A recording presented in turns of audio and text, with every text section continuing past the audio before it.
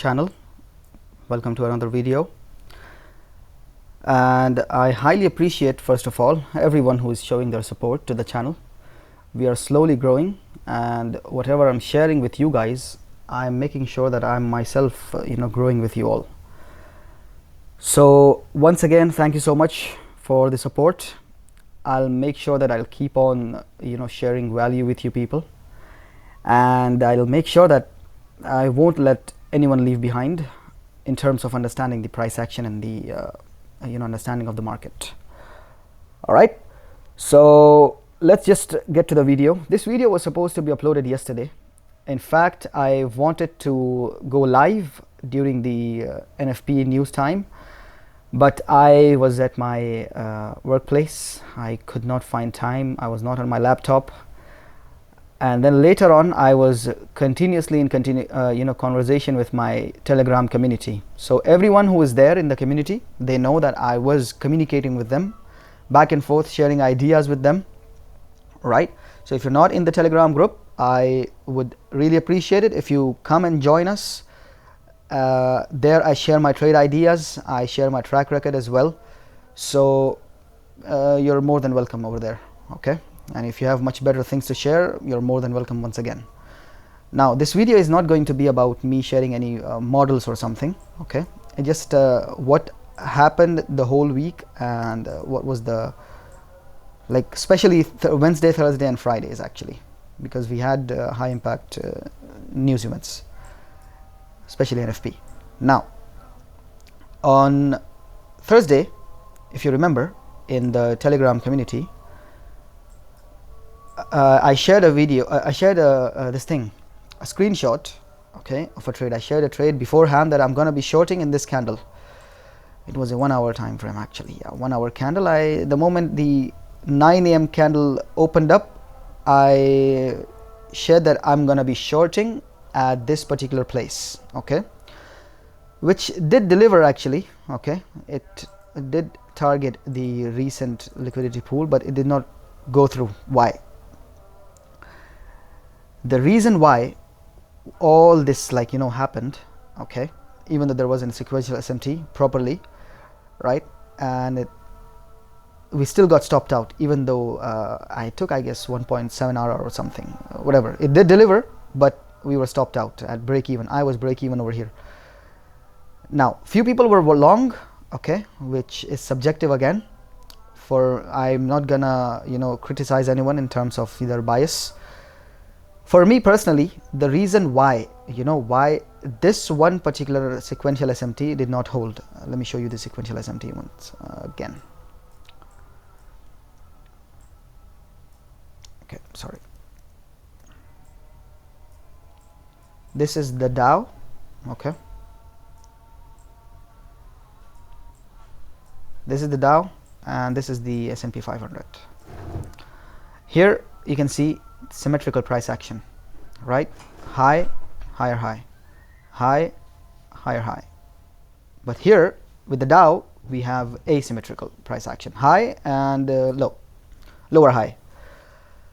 Now, this one particular candle, okay, if it was like this, let me show you a scenario so that you understand perfectly. If we had this body, okay, having a close above, and then we had a sequential SMT, in combination, in sync with the sequential SMT, that would have been a much higher probability trade, meaning it would have at least delivered up till this low right here, which it did later on, right? It did actually, all the way down until the market close. But we had what did we notice? What did we witness over here? We wicked above, turtle swooping this range high, okay, and then delivering lower only until this range right here, this one particular liquidity pool, and then price pulled up, closed above, and then reversed back into the range, and there is a higher time frame PD array over here. This is a daily order, daily FVG right here, if you want to see it. Yep, right, FVG, which was formed between Tuesday, Wednesday and Thursday, right? So Tuesday's expansion, Thursday was accumulation again, and then Friday continued higher. Now that was one note, and another thing was, I want you guys to notice this, okay, and note this down if you're just listening to it. Here, if we would have seen an SMT, a sequential SMT between NASDAQ and S&P 500, okay, instead of the Dow Jones, like suppose this high, we created high here, and then we created this higher high over here, right? But if this one candle would have made a lower high like this, just the thing which Dow Jones did, this would have made this like 40% high probability, in my opinion, okay? So learning from the mistakes, learning from you know, the shortcomings, we should have waited for a candle close higher, and then turtle soup entry right there, and then for targeting the recent liquidity pool, okay?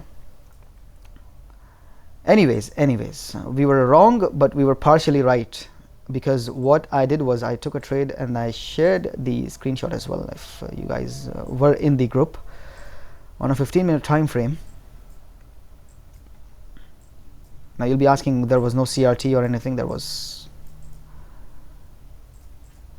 even on a hourly time frame.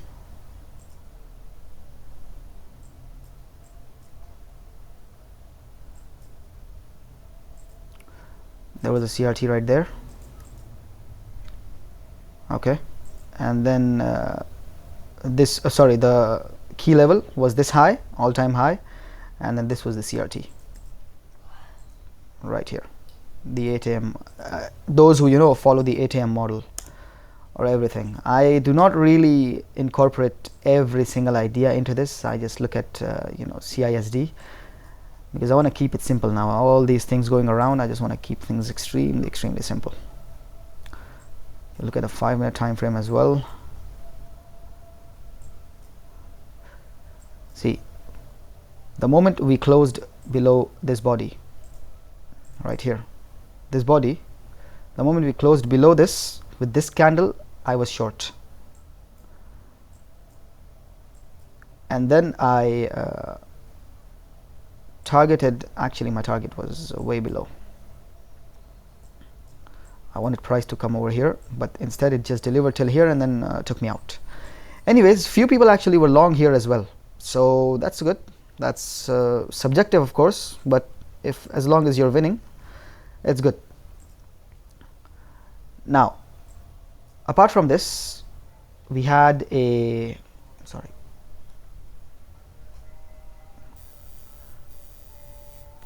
you know, this was the price action of Thursday. Let's go to Friday. What happened on Friday? My mouse just stopped.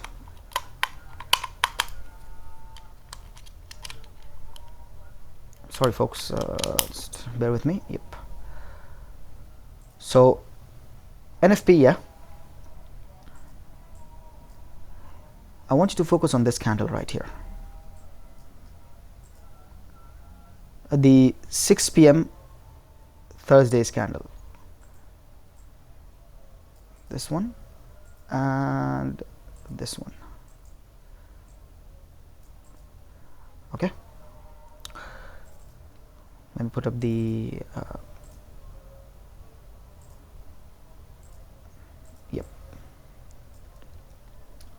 this 6 p.m. candle and this 6 p.m. candle, you can see that this candle is up close.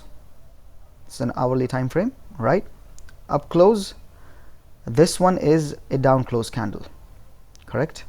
And we have a non-sequential SMT in the single day. Now I have someone who shared the idea that there is a sequential SMT between you know, these two candles right here. It was before as well, like he shared over here, right here, before the news, which was a good observation, yes. But it was for me at least until the news is formed, because news for SMT is like a kill zone. Understood? News is SMT's kill zone. I would say, I don't know if that's articulated perfectly, but during the news times, SMT is actually the precursor to reversals, price reversals or expansions at that time. All right. And another thing is this is a precision swing point, as Dai teaches in his mentorship. Okay, it's a precision swing point, meaning this particular candle can be used as an order block or a PD array in itself. And you can see, since this was a up close candle, okay, and this was a down close candle, this had strength, this showed weakness over here. That's why we saw price sweeping this one particular candle. But Nasdaq formed a failure swing.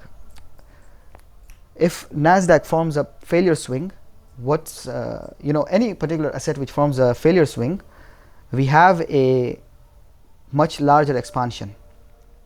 So you can see this high, right, and compare it with this high. Nasdaq expanded much higher in comparison with S&P 500 and this high, correct? So you can trade either this one or this one, but for me this was really low probability. Why? Because in terms of sequential SMT, this was a non-sequential SMT, because this happened between Q1, right, and Q3 of Friday.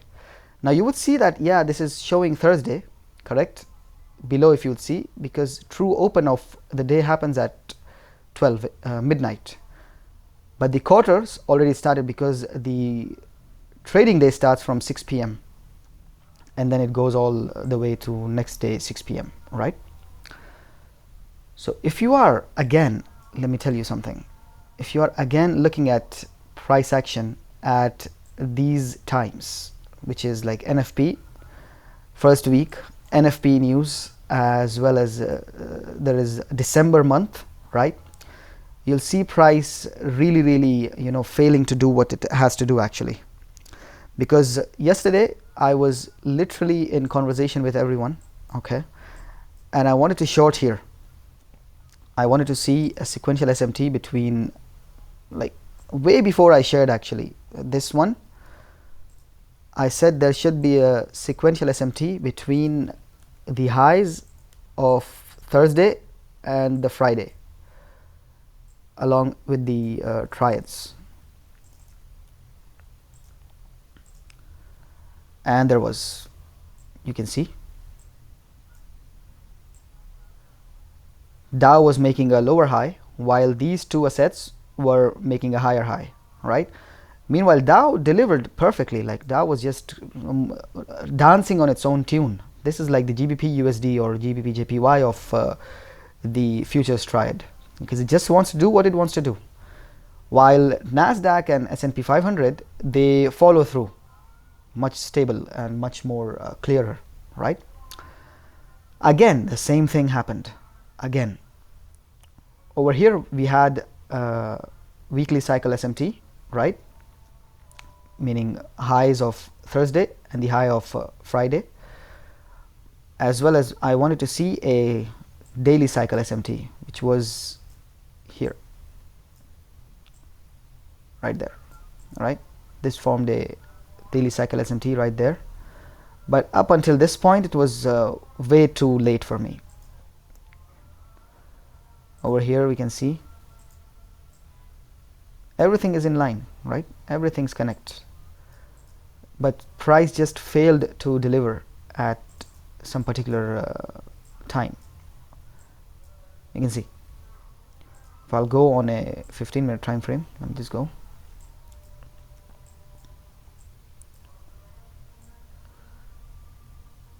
Yep, price again it formed a high over here, dropped till here, and then again it's just consolidating back and forth. Why? I'll give you one more note to write down. If you'll see NFP expanding like this, right, this could be the actual manipulation for the whole month. Okay, we might see a little bit of continuation. For me, I want to see till CPI actually price keep on taking out liquidity back and forth, like expanding, and then right during the time of CPI, one final push above, and then price just drops back in. This is what I want to see. And then at this place, either like there should be a sequential SMT between the triads, or at least Nasdaq and S&P 500.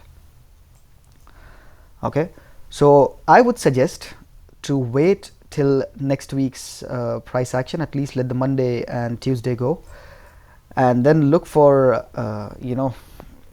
the criteria to be met after or during CPI. Okay, because after CPI, I'm anticipating the fact that we might see lower prices. We might see lower prices. If not, I might be wrong. That's not the end of the world actually. Okay, and let's go to Bitcoin. Let's just see Bitcoin, what's the fuss about. Let's just go to BTC USDT. Okay, I don't know which ones to choose. Okay, let's go to Binance. Okay, this fella just did not want to stop at all. Now we touched, I guess, on spot market 104,000 US dollars. It's a milestone in itself.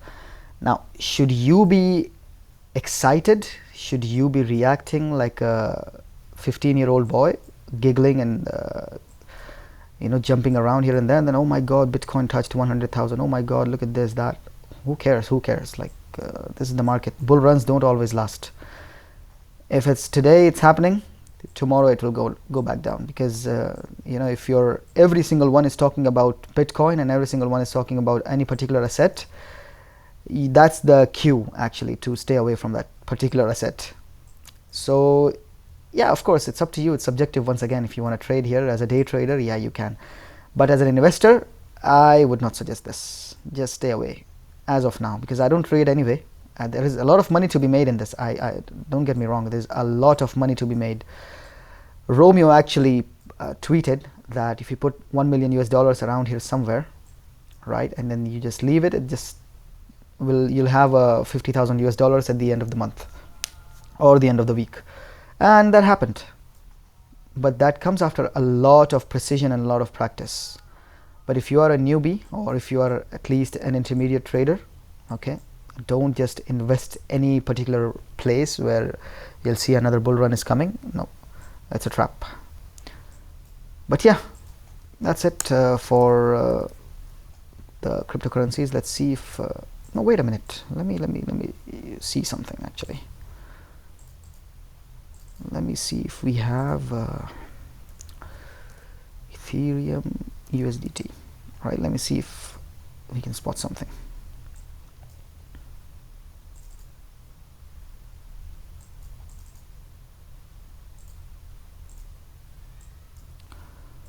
I don't know why my indicator is not loading actually. To just go to the 1 hour time frame.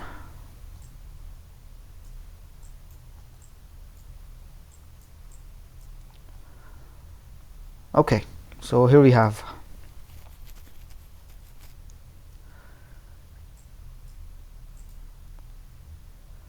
Thursday, and Friday ends here.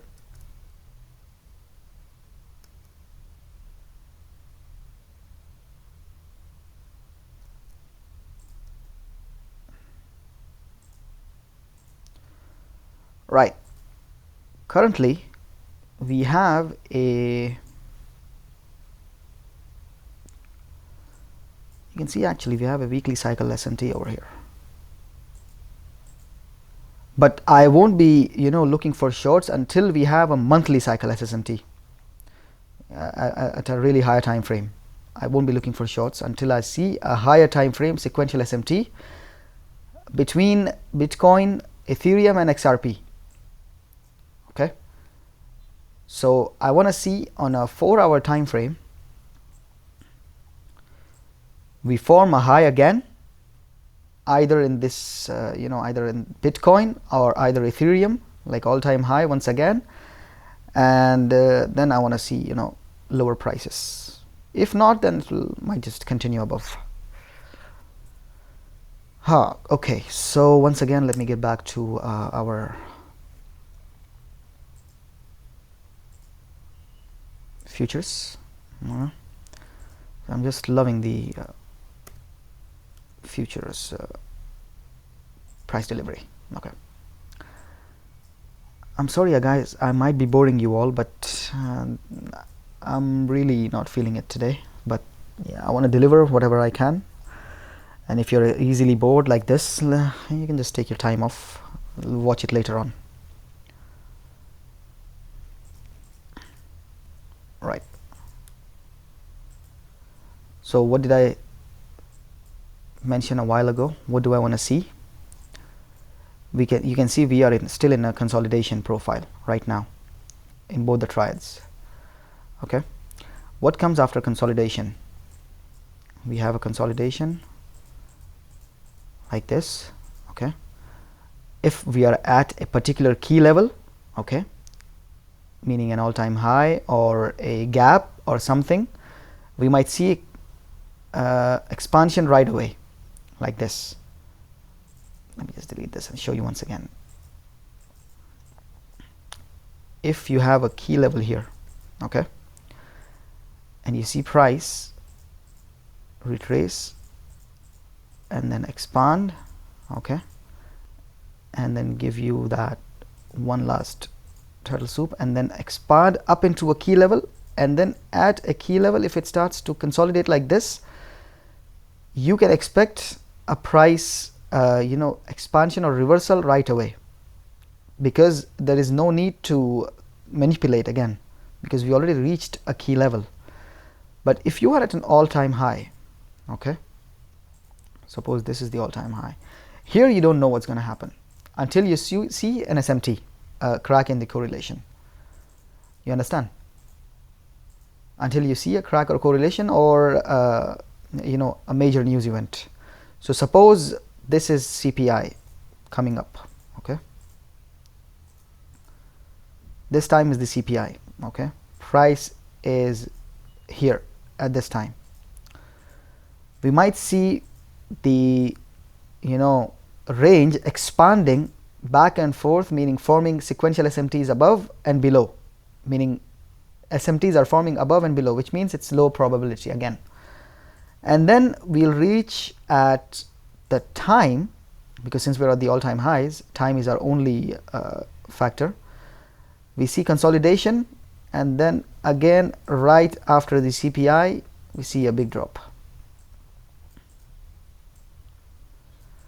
So I won't be shorting as of now, okay, in Nasdaq. I don't want to go short right away. I want to wait till CPI to show its hands. Okay, then that was it for this review. Right, I guess I've literally took a lot of time and I literally bored a lot of you people out, but there are a lot of things which I wanted to mention, but that will be for the next video. And this is it for today. I hope you guys have a really profitable week up next. Once again, I want to mention I'll be in Riyadh for the next week, and there is an expo which is going on in Riyadh, JW Marriott. Okay, I'll be over there. You can join my Telegram group. I'll show you the whereabouts. I'll tell you everything. Until then, we'll see you guys next week.